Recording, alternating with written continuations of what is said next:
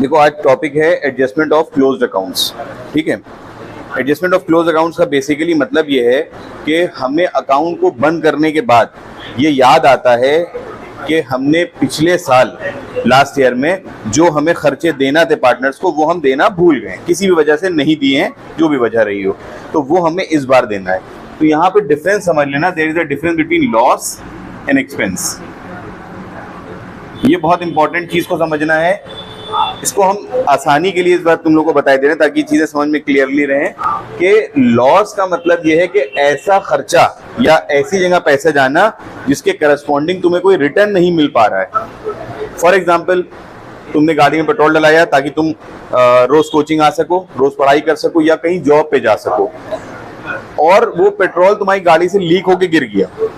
इसका मतलब उस पर्टिकुलर पेट्रोल जो तुम्हारा गिरा है, 100 ml जो पेट्रोल तुम्हारा गिर गया, इस पेट्रोल के बदले तुम्हारी गाड़ी ना चली है और ना उसके बदले तुमने कुछ कमाया है।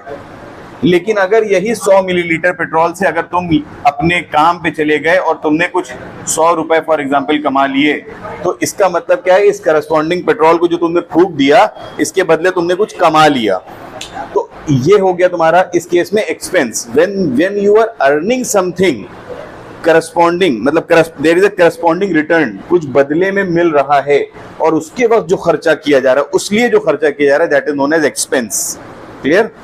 और जो हमने मतलब जो खर्चा हो गया जिसके करस्पॉन्डिंगली कोई रिटर्न नहीं प्राप्त हुआ, that is known as loss. Clear हो गई यहाँ तक बात? पक्का? तो इसका मतलब हमने करंट ईयर में जो कुछ भी खर्चा किया ताकि हम कमा सके, वो सब खर्चे हमारे एक्सपेंस कहलाएंगे। लेकिन अगर ऐसा कोई पेमेंट ऐसा होता है जिसके करस्पॉन्डिंग हम कुछ कमा नहीं पा रहे हैं इस साल, बस हो गया लेकिन उसके बदले कुछ मिला नहीं, तो that will be considered as a loss. Case में क्या हुआ कि पार्टनर को हमें जो कुछ भी खर्चे देना थे फॉर द करंट ईयर, वो सब हमारे लिए क्या कहलाते हैं, एक्सपेंसेस। लेकिन अगर हम करंट ईयर में कोई खर्चा भूल जाते हैं तो हमें अगले साल अगर याद आता है कि हमें इससे पहले वाले साल में, मान लो फॉर एग्जांपल 2022 में एक खर्चा करना था, हमें याद आया 2023 में कि हमें ये पैसा देना था, हमने नहीं दिया, तो ये 2022 में अगर हम वो खर्चा देते, for example interest on capital हम दे देते, तो ये क्या कहलाता हमारे लिए, एक्सपेंस, क्योंकि करंट ईयर का पेमेंट था, तो वो क्या कहलाएगा हमारे लिए, एक्सपेंस।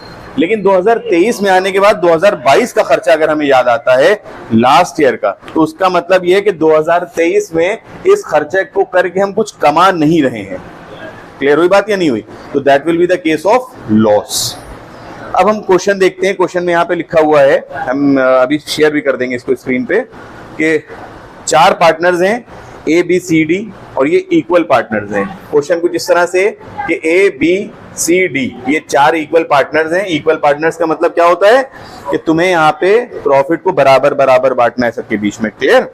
कैपिटल क्वेश्चन में दे रखी है 50,000, 30,000, 25 एंड 15,000। सबकी कैपिटल है रिस्पेक्टिवली 50,000। दूसरी कितनी है, बोलते रहो, 30,000, 25,000 और 15,000। ये 4 पार्टनर्स की 4 अलग अलग कैपिटल्स गिवन है क्वेश्चन में। क्वेश्चन ये कहता है कि आफ्टर क्लोजिंग द अकाउंट्स बंद करने के बाद, एक एक वर्ड्स पे बहुत ध्यान से देखना है हमें, फॉर द ईयर एंडेड 31 मार्च 2016, 2016, 31 मार्च सन 2016, अलग अलग बुक में डेट अलग अलग हो सकती है, मतलब उससे कोई नहीं है, बस मतलब की बात ये कि क्लोजिंग अकाउंट्स को बंद करने के बाद इट वाज डिस्कवर्ड, ये देखा गया, ये पाया गया, that according to the partnership deed के अनुसार इंटरेस्ट 10% के हिसाब से हमें देना था, was not provided। हमें इंटरेस्ट देना था 10% के रेट से, जो नहीं दिया गया before the distribution of profit. Profit बढ़ गया, ये जो भी 2016 में 2016 में जो भी प्रॉफिट बटना था वो बढ़ गया, इसमें हमने इंटरेस्ट ऑन कैपिटल को चार्ज नहीं किया। ठीक है? अब आगे कहा गया कि it was agreed among the partners to make the adjusting entry in the beginning of the next year.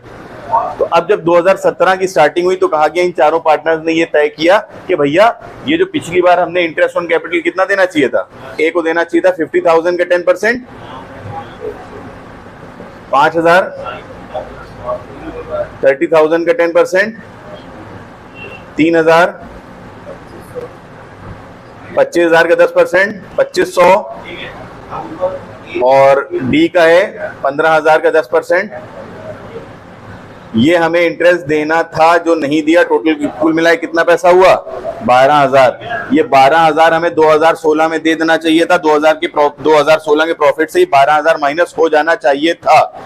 उसके बाद जो प्रॉफिट बचता वो बचना चाहिए था। For example, let's take an example, हम यहाँ पे अज्यूम कर रहे हैं इफ 2016 का प्रॉफिट था 1 लाख और जो 1 लाख पूरा पूरा बढ़ गया, लेकिन क्वेश्चन के हिसाब से 1 लाख नहीं बढ़ना चाहिए था। 1 लाख में से 12,000 माइनस करके 88,000 रुपीज बढ़ना चाहिए थे, बट ऐसा नहीं हुआ। ये 12,000 रुपए यहाँ से माइनस नहीं हुए, पूरा 1 लाख रुपया बांट दिया गया। इसका मतलब ये हुआ कि 2016 में ABCD ने 1 लाख रुपए बांटे हैं, 88,000 नहीं बांटे। इसका मतलब ABCD क्या हुआ, गेन कर रहे हैं। तो हम क्या करेंगे, तो हमने अज्यूम कर लिया था 1 लाख। हम क्या करेंगे, अब इस 12,000 रुपए की एडजस्टिंग एंट्री करेंगे। मतलब जो तुम्हें ज्यादा दे दिया है वापस तो नहीं मांगेंगे। देखो बिजनेस का एक रूल होता है, ध्यान समझना। नॉर्मली करा यह जाता है कि अगर बिजनेस में हमने किसी से रेगुलर ट्रांजैक्शंस करना है तो हम क्या करते हैं, एडजस्ट कर लेते हैं। फॉर एग्जांपल, एक क्लाइंट है हमारे जो हमसे एजुकेशन के सिलसिले में कंसल्टेंसी लेते रहते हैं और रेगुलर बेसिस पे पर मंथ उनका हिसाब किताब चलता है। फॉर एग्जांपल, एक आदमी जो हमें पर मंथ 5,000 रुपए दे रहा है, किसी महीने उसने हमें 10,000 रुपए दे दिए, तो हम ये कहेंगे उससे इतने ज्यादा दे दिए, वो कहेंगे अरे सर एडजस्ट कर लीजिए अगले महीने, मतलब अगले महीने हम नहीं देंगे। किसी ने हमें 7,000 रुपए दे दिए, सर एडजस्ट कर लीजिए, रेगुलर कस्टमर है, हम अगली बार जो उनसे फीस लेंगे 3,000 रुपए कम लेंगे, 2,000 रुपए कम लेंगे, 3,000 रुपए लेंगे। फॉर एग्जाम्पल, किसी ने हमें कम दे दिए, 5,000 की जगह उसने हमें दिए सिर्फ 1,000 रुपए, तो अगले महीने मुझसे कितने लेंगे, 6,000, नहीं सॉरी, उसने सिर्फ हमें 1,000 दिए, मतलब 4,000 नहीं दिए, तो 5 वो देगा और 4 पिछले महीने के देगा। कितने देगा, 9,000। एडजस्टिंग समझ में आ गया। तो यहाँ पे भी यही बात है कि ABCD को इतने रुपए हमें देना चाहिए थे जो हमने नहीं दिए। ये 12,000 रुपए टोटल इंटरेस्ट हुआ जो हमें देना चाहिए था लास्ट ईयर, जो हमने नहीं दिया। इसका मतलब ये हुआ कि हम यहाँ पे लिखेंगे, टेबल एक तरह से बना लेंगे, हम यहाँ लिखेंगे इंटरेस्ट ऑन कैपिटल। ये क्रेडिट करेंगे हम किसमें, A, B, C और D के बीच में। कितनी, 5,000, 3,000, 2,500 और 1,500। M I clear. टोटल मिला के हम 12,000 रुपए का पेमेंट है जो A, B, C और D को करने वाले हैं इस साल। पिछले साल का हमने अभी बताया था लॉस और एक्सपेंस में क्या डिफरेंस है।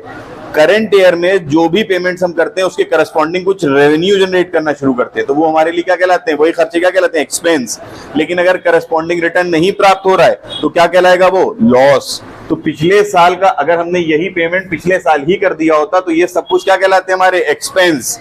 लेकिन इस साल ये एक्सपेंस नहीं बल्कि क्या हो जाएंगे, लॉस। तो शर्त क्या थी, इक्वल पार्टनर थे। क्या थे ये, equal partner. Equal partner means equal in the sense of distribution of profit और लॉस। 12,000 रुपए को चारों में लॉस की तरह से बांट देंगे।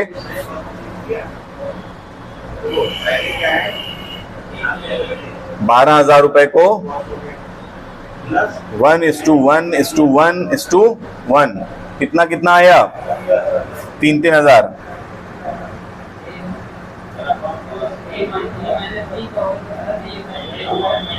अब यहां पे देखिए ए को मिल रहे हैं कितने, 5,000। पुराने लॉस के बराबर कितने कर रहे हैं, 3,000। इसका मतलब इनको नेट कितना मिल जाएगा, 2,000। इसका मतलब ए विल रिसीव 2,000। सिमिलरली बी को जितना मिल रहा था उतना ही बी से लिया जा रहा है, बात खत्म हो गई। We will gain nothing. In the case of C, C is gaining 2,500 while C have to क्या कह सकते हैं, contribute in the case of loss is 3,000। तो यहाँ पे contribution ज्यादा है, रिसीव कम हो रहा है, तो इसका मतलब 500 रुपए C देंगे, 500 रुपए C में डेबिट हो जाएंगे। इसी तरह से D में 1,500 रुपए डेबिट हो जाएंगे। इसका मतलब क्या हुआ कि अब देखिए ध्यान समझिएगा, ये 4 लोग हैं A, B, C, D, चारों मिलके क्या बनी, फर्म। क्या बनी, फर्म।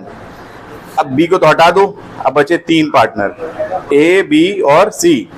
B A को मिलेगा कितना, 2,000, C देंगे 500, D देंगे 1,500। मतलब C की कैपिटल में से 500 कम कर लो, D की कैपिटल में से 1,500 रुपए कम कर लो और वो बढ़ा के किसको दे दो, A को। तो यहाँ पे रिसीव क्या एंट्री हो जाएगी, C is capital account debit D is capital account debit,